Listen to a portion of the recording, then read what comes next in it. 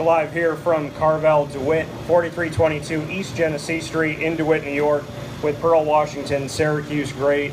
And Pearl, you have been through so many great games, you've seen so many things, and you know what the Big East was, what it stood for. I was down at the ACC Tournament. Obviously, Notre Dame was able to win it, do something for the old Big East. But when you're watching the tournament, you're seeing all those games, do you miss everything that it used to be? Or how do you kind of view the ACC now that it's 8 ACC teams and 7 former Big East teams?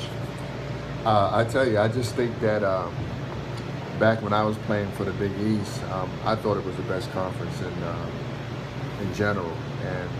And I always thought the ACC was right behind the Big East. Unfortunately, the Big East kind of went down because they started adding all these other teams in the Big East. That teams wasn't even in the East Coast. They were teams that was in the West and the South, and so that's why I thought that at this point, I thought it was great that Syracuse is going to be in the ACC tournament, in the ACC. When we look at this tournament, obviously, the big thing about this year is the fact that Syracuse took themselves out of it. They punished themselves, not going to the ACC, not going to the NIT, not going to the NCAA. Everything came out with the NCAA investigation, and they didn't take them out of any other postseasons from here on out. So in hindsight, do you agree or disagree with Syracuse's decision to not play in the postseason, now knowing that the NCAA was not going to necessarily take them out of that? Well, come on. I've never shaken the hand of this guy. Pearl, how are you? My Good. Pleasure, buddy. Nice meeting you. I enjoyed too, watching you play so much. Well, thank you. My son is Matthew Palin. Do you know Matty? He works in the Orange Club up at the university. Yes. With Chris Gaddy. They're good buddies. Yes, Okay, of course. There you go. That's your son. You're Wow. very special to a lot of people, you know. Well, thank you. All right, buddy. Thank you. Good to see you. You are too. Yes, thank you. I appreciate that. Nothing like hearing Pearl, you're special, and Dan, you are too. I like that. That's awesome. But, and then that's the beauty of doing something live, is there's always people around Syracuse that appreciate you and what you've done, and obviously those big games that you had. And getting back to it, Syracuse didn't have a chance to have a big game that could maybe catapult them into the NCAA tournament because they took themselves out. In hindsight, do you agree with the decision now knowing that the NCAA Committee on Infractions didn't go after the postseason for Syracuse? Well, I'm glad they made that decision to forego this year as far as the NCAA, the ACC, and the NIT, because they got a great recruiting class coming in next year, and those guys are supposed to be very good players, supposedly, and guys that are going to be ready to play next year for that season too. Also, so I'm looking forward to next year, and also being here too, because as you know, Dan, I'm in school getting my master's now, so I'll be around for a year at least. When you look at the fact that, we talk so much about John Calipari and the fact that he's figured out the loophole, so to speak, of the one and dones, and making sure that he gets a good team that comes in, but then pushes them off into the NBA, does it again, not really looking to build, nobody really having to worry about school, but you're one of the student athletes that came back around, and in coming back around to get your master's, I think that that's one of the greatest stories that isn't being told. So just talk about why you decided to come back to Syracuse and get your master's and excel on that side of it after being a student athlete a while back. Well, I tell you, I worked for the Board of Ed for 9 years, and the 9 years that I worked for the Board of Ed, I was a parent coordinator. And so I really wasn't making a lot of money. And I think in New York City, you need to make a lot of money in order to live in New York City. So this is why I decided to make a decision to see if I can go back to school and get my master's and become a teacher. And I wanted to get into working with the kids in special ed, because I think that's important to me. What is it about working with special ed that's really attracted you to that? Well, I think I'm able to get across to the kids, how important it is that you do go to school and make sure you do what you have to do in school to become a better person, a better athlete, and make sure you do those things that's going to help you in the future. And in trying to mold young minds and help people, when you look at what you've done, and obviously Jim Boeheim does it as well, is utilizing your name, utilizing your history to do good in the community. What do you think that student athletes should do once they're out of it, maybe once they're out of pros and they're in a position with you where you've played in the past, that's a chapter that was finished? What do you think a student athlete should really try to do to utilize their name and their status in the community in order to bring about something positive? Well, I think it's important that, the guys that do, go to college and finish up and play professional basketball, then finish up, get themselves a business. You guys that do make it in the NBA make a lot of money. So I would think, get yourself a nice business and where you're making some profit money and be productive that way. But also give back to your community, because I think that's the most important thing. When you give back to the community and you tell the kids and you show the kids things that you had to do to get to that point, then I think that helps the kids too in general. When you were growing up, what type of adversity did you have to go through? Because a lot of student athletes have different hurdles they have to jump before they even get to college. What did you have to jump over? I didn't really have to jump over nothing, really, to tell the truth. I just knew what I had to do in school in reference to make it to go into college. I knew I had talked to Boeheim, my sophomore year, and I explained to him that, Syracuse is the school I want to go to. So he doesn't really have to, visit me anymore. You have to talk to me no more. I'll let you know, when I want to make that decision. And one of the guys that made the decision to come to Syracuse, Rakeem Christmas, now that he's finished up and he didn't have an opportunity at a postseason, like you said, you're happy they made the decision because they have a good class going forward. But for a guy like Rakeem, what can you say about what you saw from him and how he leaves Syracuse? Well, I thought Rakeem Christmas had a great year this year. I think the times before that, there was always somebody in front of him, which we understand that. But I think for him, I got a chance to talk to him after the last home game, and I explained to him, listen, and talking to different people, I've heard that, you're going to have an opportunity to get drafted in the first round, not the second round, the first round.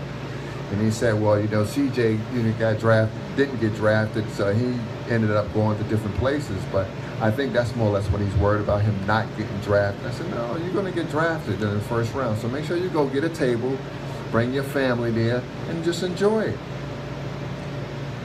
From the people that you were connected with, what gave you that notion that he was going to be a first rounder? Did you have some voices that you trust that said, we're looking at him for our team in that round? How did that kind of come about? Well, I got a chance to listen to Dick Vitale too also when we played Duke down at Duke, and he was saying too also that he talked to some professional people, and they said Christmas is going to probably go in the first round.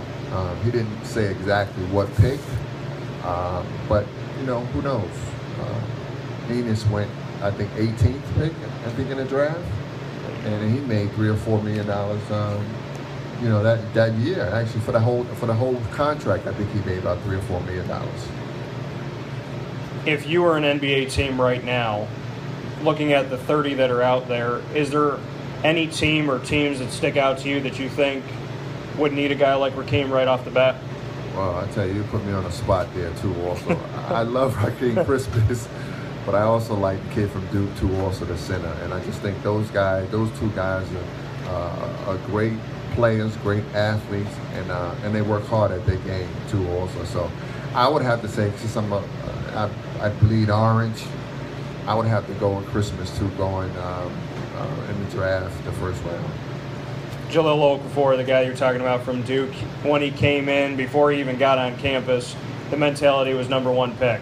Then we all watched him play. I got to see him a few times right in front of my face, and he looks like the #1 pick. So is there any doubt in your mind whatsoever that he wouldn't be the first guy to go, no matter who ends up in that lottery? There's no doubt. I think he's going to be the first pick in that lottery. I got a chance to see him early when he was healthy. I think now he's a little hurt too also, but he's a guy that got some great moves on the post, and he can score at will on anybody. And so I just think that he's done enough this year to have an opportunity to go to the pros next year. And before we take our first break, Wake Up Call with Dan Tortora live from Carvel DeWitt, 4322 East Genesee Street. It's what happy tastes like, and it's the only place to get the Wake Up Call Sunday, which I'm going to have Pearl try. I think I'm going to have to get you to see what you think about that sundae. So do you like caramel and cookie dough? Is that one of your things? Yes, I do like that, caramel and cookie dough. But I also like their milkshake, too. I like the strawberry milkshakes, too. All right, so before we take a first break and before we get Pearl to try some of this, to look at the draft for the NBA, there were two things that I wanted to discuss before our first break, and that is the lottery system. Obviously, whoever has the least amount of wins is going to get the most balls in the lottery, but more often than not, and I feel like it typically doesn't happen, is that the team that is the worst team isn't going to get, because it is just a chance. I mean, you could have 5 balls in there and end up with the number 1 pick. You could have 30 in there, end up with the 5th, 6th, 7th pick. So do you like the lottery system, or do you think they should shift to the NFL, and if you have the worst record, then you get the first pick? That's what I'm thinking. I think whoever got the worst record should get the first pick. And I just think that, Philadelphia is one of those teams that just about every year they don't do that well. And they go in the lottery and they end up sometimes not even getting the first pick. They may get like a 5th or 6th or 7th pick. So I just think that it should be the way, if the team is not doing well in the course of the year and they may have the first pick, they should get the first pick in the draft. And the second part of it, one and done, would you like to see a change like the NFL where you have to at least have 3 years in, or 3 years where you're eligible before you can go?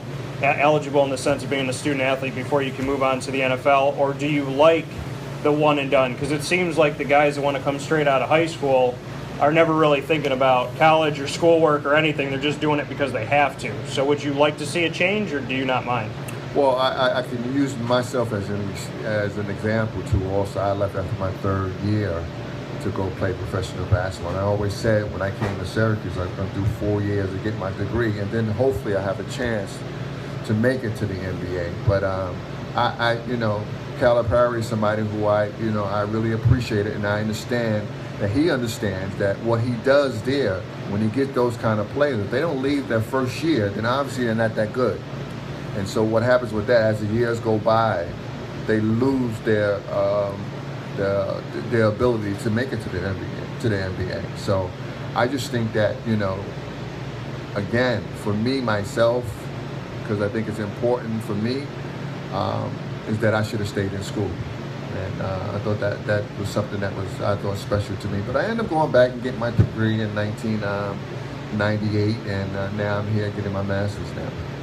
So it all comes full circle for Pearl. Said he should have stayed, but now getting it done and going one step further with his master's. This is Dan Tortora, live wake-up call with Dan Tortora at Carvel DeWitt, 4322 East Genesee Street in DeWitt, New York. Pearl, Washington, here with me live. Syracuse, great.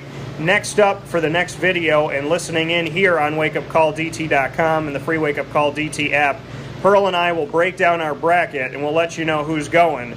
Big question he asked me yesterday going into this is, who can beat Kentucky? We're going to talk about that in just a few moments.